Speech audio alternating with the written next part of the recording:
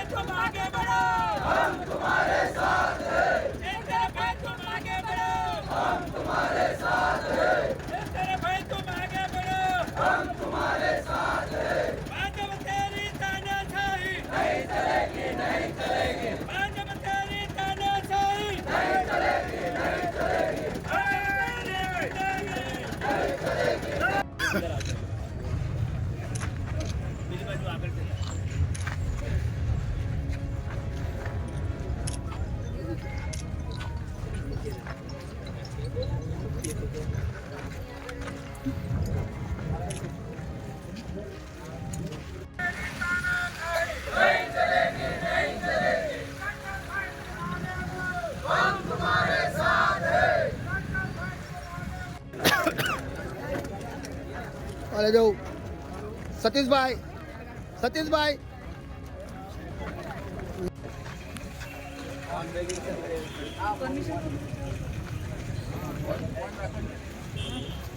બેન, શેના સંદર્ભે આજે મૌન રેલી તમે યોજી?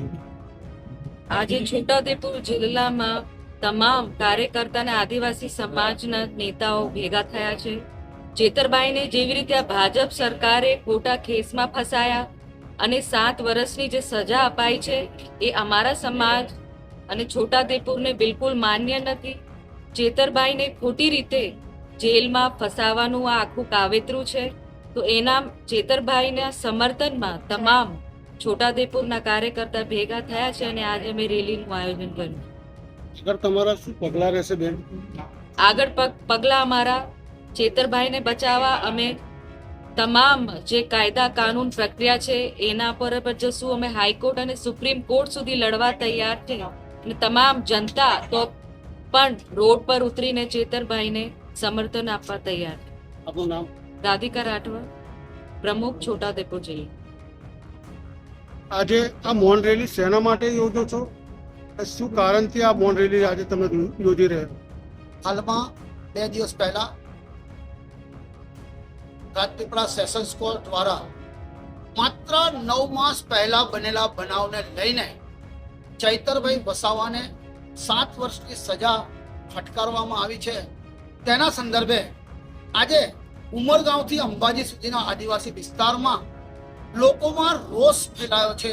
તે વર્ષો જૂના મર્ડરના કેસ છે, બળાત્કારના કેસ છે, પણ તેઓ ભારતીય જનતા પાર્ટીનો ખેસ પહેરી લે છે તો જાણે ગંગામાં પવિત્ર થઈને આવ્યા હોય તેમ તેઓની સામેના કેસો દબાઈ દેવામાં આવે છે. જ્યારે આ ચૈતર વસાવા માટે માત્ર 9 માસના બનાવની અંદર ડિસિઝન આપી દેતા આજે આદિવાસી સમાજમાં રોષ ફાટી નીકળ્યો છે અને હાલમાં સરકારને એવું લાગી રહ્યું છે કે ચૈતરભાઈ વસાવાનું કદ વધી રહ્યું છે. કારણ નર્મદા જિલ્લાની જિલ્લા પંચાયત, 8 જેટલી તાલુકા પંચાયત, કવાંટની તાલુકા પંચાયત, કવાંટની જિલ્લા પંચાયતની 6 બેઠક આમ આદમી પાર્ટીની, જ્યારે 32માંથી છોટાઉદેપુર જિલ્લામાં 13 જેટલી આમ આદમી પાર્ટીની જિલ્લા પંચાયતની બેઠકો આવી છે. તેવા સમયે આ સરકારના પેટમાં તેલ રેડાતું હોય એમ લાગી રહ્યું છે અને ચૈતરભાઈને એક ડામવાનો પ્રયાસ થઈ રહ્યો હોય એવું મને લાગે છે. તેથી આજે ચૈતરભાઈના સમર્થનમાં કવાંટ ખાતે જિલ્લા કક્ષાની એક આ મૌન રેલી કાઢી કવાંટના જીબી મેદાનની સામે આવેલ ભંગિયાભાઈ રાઠવાના મેદાનમાંથી અમો નસવાડી 4 રસ્તા પર આંબેડકરની પ્રતિમા પર અને ત્યારબાદ બિરસા મુંડાની પ્રતિમા પર હાર તોરા કરી વહેલી તકે ચૈતરભાઈને રાહત થાય તેવી અમે ઈશ્વરને પ્રાર્થના કરનાર છે. આપનું નામ? યશવંત ચૌહાણ, કવાંટ જિલ્લા પંચાયત છોટાઉદેપુર. એટલે એક તરફ અત્યારે હાલ ક્યાંક સવાલો છે આમ આદમી પાર્ટીના નેતાઓ સીધા જ સરકારને પૂછી રહ્યા છે. જે રીતે અત્યારે હાલ આખો આ વિવાદ સામે આવ્યો છે અને ખાસ કરીને વાત કરવામાં આવે આને જ કારણે ડેડિયાપાડા અને આખું જે છોટાઉદેપુરનું રાજકારણ છે એમાં પણ ભારે ગરમાવો આવ્યો છે.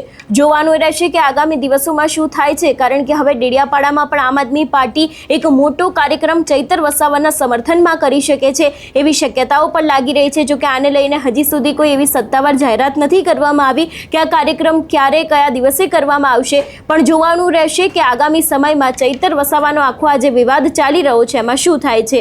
અમારા અહેવાલને લઈને આપનો શું અભિપ્રાય છે અમને કમેન્ટ કરીને ચોક્કસથી જણાવજો. તેની સાથે અમારી ચેનલ નિર્ભય ન્યૂઝને લાઇક, શેર અને સબસ્ક્રાઇબ કરવાનું ભૂલશો નહીં. નમસ્કાર.